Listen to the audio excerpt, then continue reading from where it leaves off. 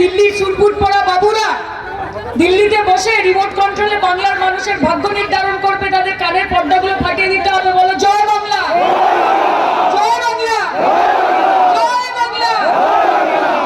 ভারতীয় জুমলা পার্টি, বাংলা জ্বালাও পার্টি, বাংলাকে ঘৃণা করে, বাঙালিকে ঘৃণা করে, বাংলা ভাষাকে ঘৃণা করে, বাংলা বললে বলে বাংলাদেশি ভাষা।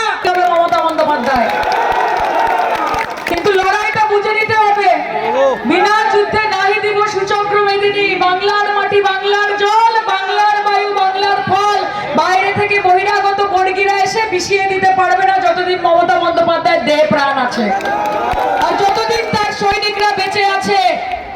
বাংলার মানুষের টাকা আটকে রেখেছে 2 লক্ষ কোটি টাকা, শুধু ইলেকশনের আগে এসে বড় বড় কথা আর গান চিরদিনই